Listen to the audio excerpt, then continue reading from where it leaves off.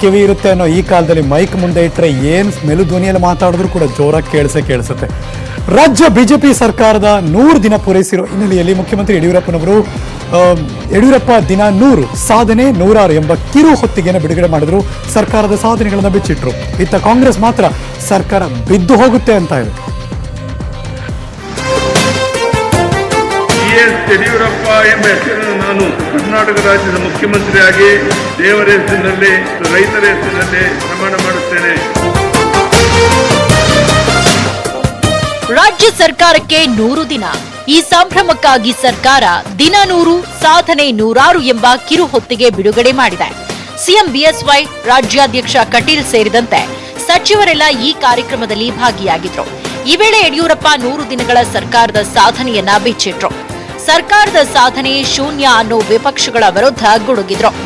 ನಮ್ಮ ಸರ್ಕಾರ ರೈತ ಪರ ಸರ್ಕಾರ, ಭ್ರಷ್ಟಾಚಾರ ಮುಕ್ತ ಸರ್ಕಾರ, ಅಭಿವೃದ್ಧಿಯ ಆಡಳಿತ ಮಂತ್ರ, ಪ್ರಧಾನಮಂತ್ರಿ ಕೃಷಿ ಸನ್ಮಾನ್ ನಿಧಿ ಯೋಜನೆ, ಅರ್ಹ ಫಲಾನುಭವಿಗೆ ಹೆಚ್ಚುವರಿಯಾಗಿ 4,000 ಕೇಂದ್ರ ಸರ್ಕಾರದ 6,000 ಜೊತೆಗೆ ಈಗಾಗಲೇ 2,000 ರೂಪಾಯಿನ ರೈತರಿಗೆ ತಲುಪಿಸಿ 25 ಲಕ್ಷ ರೈತರ ಅಕೌಂಟ್ಗೆ ಹಣವನ್ನು ಜಮಾ ಮಾಡಲಾಗಿದೆ. ಮೀನುಗಾರರು ಮತ್ತು ನೇಕಾರರ ಸಾಲ ಮನ್ನಾ ಮಾಡಲಾಗಿದೆ. NDRF ನಿಗದಿಪಡಿಸಿರುವಂತಹ ಪರಿಹಾರ ಸಾಲೋದಿಲ್ಲ ಅಂತೇಳಿ ಹೆಚ್ಚುವರಿಯಾಗಿ ಹಣವನ್ನು ನಾವು ಕೊಟ್ಟಿದ್ದೇವೆ. ರಾಜ್ಯದ ಹಣಕಾಸಿನ ಪರಿಸ್ಥಿತಿ ಉತ್ತಮವಾಗಿದೆ. ಎಲ್ಲಿ 17 ಕಡೆ ಉಪಚುನಾವಣೆಗಳಾಗ್ತಾ ಇದೆ, ಅದಕ್ಕೆ ಹೆಚ್ಚುವರಿ ಹಣವನ್ನು ಕೊಟ್ಟಿತ್ತು. ಅದನ್ನು ನಾನು ಸ್ವಲ್ಪ ಕಡಿಮೆ ಮಾಡಿ ಅವರಿಗೆ ಕೆಲಸ ಮಾಡೋಕ್ಕೆ ಅವಕಾಶ ಮಾಡಿಕೊಟ್ಟಿದ್ದೇನೆ ಹೊರತು ಜಾಸ್ತಿ ಮಾಡಿಲ್ಲ. ಮೊದಲಿಗಿಂತ ಸ್ವಲ್ಪ ಕಡಿಮೆ ಆಗಿದೆ. ಅದಕ್ಕೆ ಆದ್ಯತೆಯನ್ನು ಕೊಡಬೇಕಂತ ನಮ್ಮ ಕರ್ತವ್ಯ ಕೊಟ್ಟಿದ್ದೆ. ಆ ಪುಣ್ಯಾತ್ಮನ ಇಲ್ಲಿ ಪ್ರಸ್ತಾಪ ಮಾಡಬೇಕು. ಏಕೆಂದ್ರೆ ನಾವು ದೊಡ್ಡವ್ರ ಬಗ್ಗೆ ಚರ್ಚೆ ಮಾಡೋಕೆ ನಾನು ಇಷ್ಟಪಡೋದಿಲ್ಲ. ಸರ್ಕಾರ 100 ದಿನ ಪೂರೈಸಿದ ಖುಷಿಯಲ್ಲಿದ್ರೆ ಇತ್ತ ಸಿದ್ದರಾಮಯ್ಯ ಮತ್ತೆ ಸರ್ಕಾರ ಬೀಳೋ ಮಾತಾಡಿದ್ದಾರೆ. ಆದ್ರೆ ದೇವೇಗೌಡರು ನಮ್ಮ ಬೆಂಬಲವಿದೆ ಅಂತಿದ್ದಾರೆ. ಕರ್ನಾಟಕದಲ್ಲಿ 15 ಜನ ಇವ್ರು ಯಾರು ಬಿಜೆಪಿಗೆ ಹೋಗಿ ನಿಂತ್ಕೊತಾರೆ, ಟಿಕೆಟ್ ತಗೊಂಡು ನಿಂತ್ಕೊಂತಾರೆ, 15 ಸೋಲ್ತಾರೆ.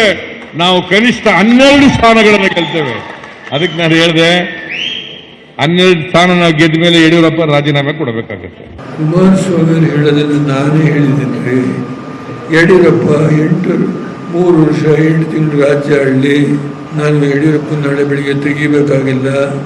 ನನಗೆ ಪಕ್ಷ ಕಟ್ಟಬೇಕು. ಕ್ಯಾಮರಾ ಪರ್ಸನ್ ಶ್ರೀನಿವಾಸುಲು ಜೊತೆ Ramesh Hirejambur, political bureau, news 18 Kannada, Bengaluru.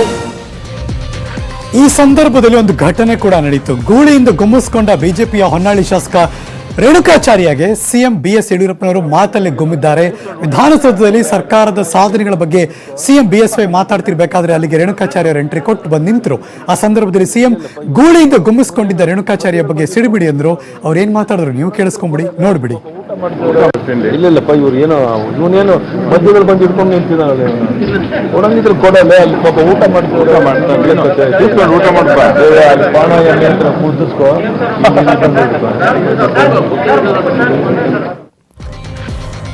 Doctor Sudhakar ಹಾಗೂ ಮಾಜಿ ಸಚಿವ ಶಿವಶಂಕರ್ ರೆಡ್ಡಿ ನಡುವಿನ